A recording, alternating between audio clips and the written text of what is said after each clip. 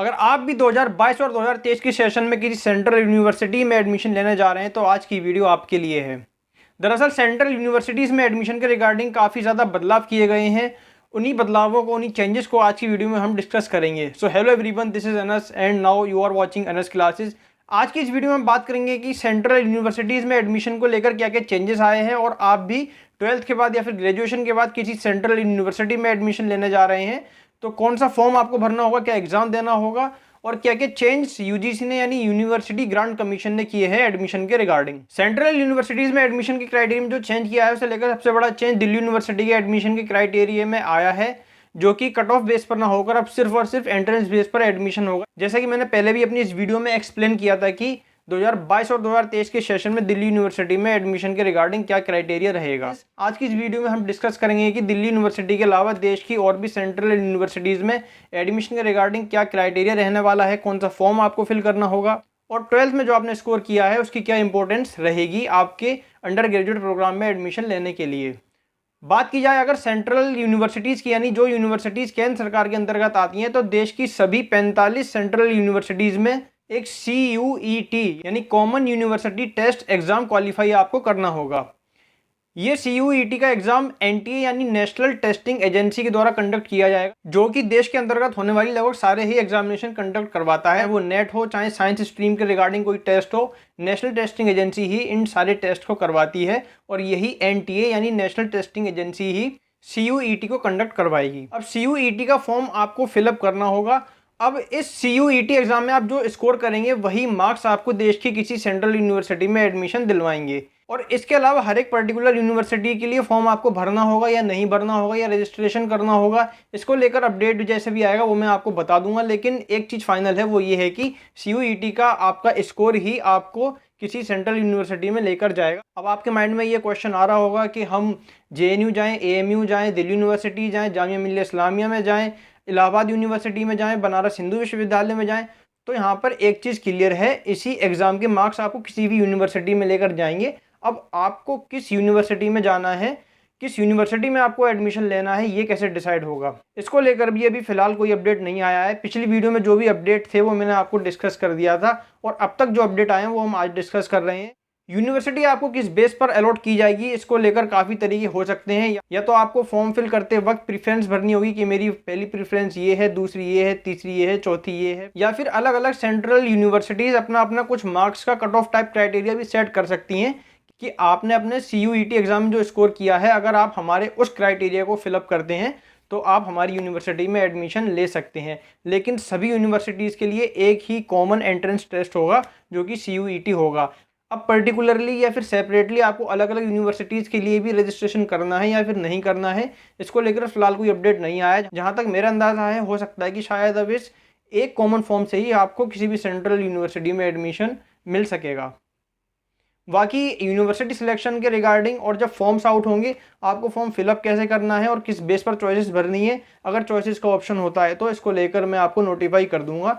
जैसे जैसे जो भी अपडेट आता जाएगा एडमिशन के रिगार्डिंग 2022 और 2023 के सेशन के रिगार्डिंग, वो मैं आपको टाइम टू टाइम इन्फॉर्म कर दूंगा। ये मेरी आपको कमिटमेंट है पूरी।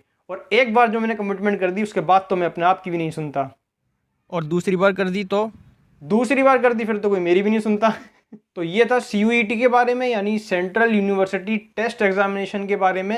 NTA इसको कंडक्ट करवाएगा और सारी यूनिवर्सिटीज़ के लिए यही एक कॉमन फॉर्म होगा। दूसरी और सबसे इंपॉर्टेंट बात, अगर आप अंडर ग्रेजुएट कोर्सेज में एडमिशन लेने जा रहे हैं, चाहे वो BCom हो, BSc हो या फिर BA हो प्रोग्राम हो या ऑनर्स कोर्सेज हो, तो 12th के रिजल्ट का इसमें कोई भी आधार नहीं होगा। CUET एग्जाम का ही टोटली आधार होगा और 12वीं के रिजल्ट की कोई इंपॉर्टेंस नहीं रहेगी। लेकिन इसका ये मतलब नहीं है कि आप 12th के एग्जाम्स को हल्के मिलें और आप चाहें कि अरे हमें तो ये एग्जाम देना ही नहीं है, हमें तो अपना CUET एग्जाम निकालना है, वही हमें यूनिवर्सिटी में लेकर जाएगा। लेकिन कुछ यूनिवर्सिटीज़ 12th का भी एक मिनिमम क्राइटेरिया सेट कर सकती हैं। तो आप कोशिश ये करें कि आप उन एग्जाम्स को भी हल्के में ना लें, आप बेहतर से बेहतर स्कोर करने की कोशिश करें अपने 12th के एग्जामिनेशंस में भी। अब CUET के लिए अप्लाई करने के लिए 12th में कितना स्कोर होना चाहिए या किसी पर्टिकुलर यूनिवर्सिटी में जाने के लिए आपका 12th में कितना स्कोर होना चाहिए, वो स्कोर आपका एडमिशन का आधार नहीं होगा। फिर भी एक मिनिमम क्राइटेरिया यूनिवर्सिटी की तरफ से डिसाइड किया जा सकता है। वो क्राइटेरिया क्या होगा, वो मार्क्स कितने होंगे, इसको लेकर भी अभी UGC ने कोई जवाब नहीं दिया है, अभी कोई अपडेट नहीं आया है।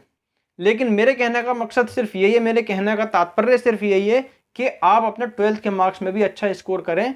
आप उनको ये सोच के इग्नोर ना करें कि ये मार्क्स हमें यूनिवर्सिटी में थोड़ी लेकर जाएंगे, तो हम इन एग्जाम्स में ध्यान ना दें।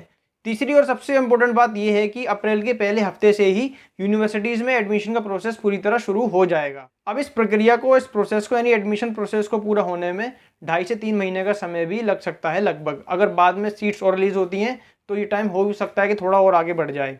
इसके अलावा CUET computer based multiple choice question test होगा।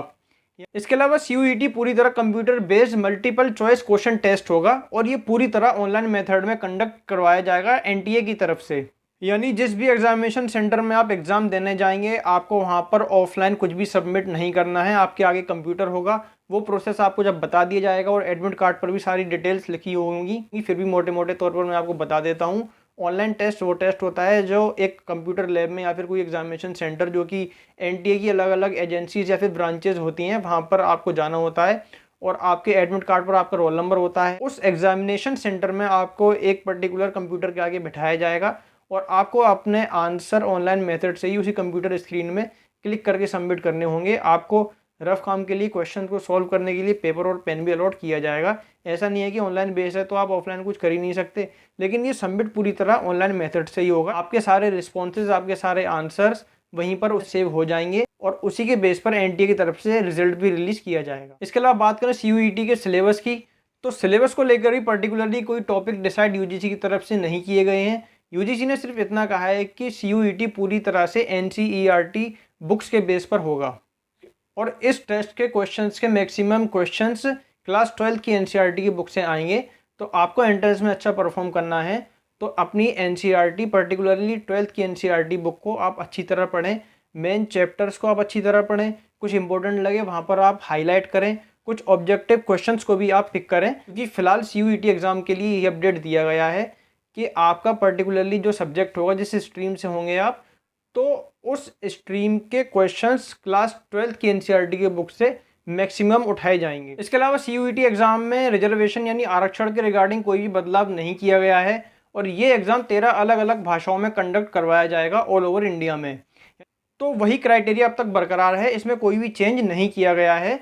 जितनी सीट जिस कैटेगरी के लिए अलॉट थी, जितनी परसेंट अलॉट की गई थी हर यूनिवर्सिटी में, अलग अलग यूनिवर्सिटी में, वो पूरी तरह से अब भी सेफ हैं। CUET एग्ज़ाम के माध्यम से देश की सभी 45 यूनिवर्सिटीज़ में एडमिशन लिया जा सकता है। यानी कोई भी सेंट्रल यूनिवर्सिटी जब आपको एनरोल करेगी वो सिर्फ ये देखेगी कि आपने CUET एग्ज़ाम में जो स्कोर किया है वो आप पूरी तरह फिलअप कर पाते हैं या नहीं। इसमें देश की बड़ी सेंट्रल यूनिवर्सिटीज शामिल हैं, चाहे वो BHU हो, चाहे JNU हो, चाहे दिल्ली यूनिवर्सिटी हो, AMU हो, सारी की सारी 45 यूनिवर्सिटीज़ के लिए सिर्फ यही एक कॉमन टेस्ट होगा। और इसके अलावा बात की जाए अगर स्टेट लेवल की यूनिवर्सिटीज़, तो सेंट्रल यूनिवर्सिटीज़ के अलावा स्टेट लेवल की यूनिवर्सिटी को अपने ऊपर छोड़ दिया गया है कि वो अपने हिसाब से तय करें कि वो CUET एग्ज़ाम के स्कोर को एडमिशन का क्राइटेरिया बनाएंगी या फिर वो अपने हिसाब से कोई और क्राइटेरिया सेट कर सकती हैं। ये स्टेट यूनिवर्सिटीज़ की अपनी ऑटोनॉमी है, अपनी स्वायत्तता है, वो अपने हिसाब से तय करेंगी। अब कौन सी स्टेट यूनिवर्सिटी वास्तव में CUET एग्ज़ाम के स्कोर को आधार बना रही है या फिर नहीं बना रही है एडमिशन का, तो आप जिस स्टेट यूनिवर्सिटी में जा रहे हैं आप पर्टिकुलरली उस स्टेट यूनिवर्सिटी की वेबसाइट पर जाकर चेक कर सकते हैं, क्योंकि हर एक स्टेट लेवल की यूनिवर्सिटी की अपनी पर्टिकुलर इन्फॉर्मेशन उसकी अपनी एक ऑफिशियल वेबसाइट पर ही होती है। सो फ्रेंड्स, ये थे CUET और एडमिशन के रिगार्डिंग कुछ अपडेट्स, कुछ इन्फॉर्मेशन।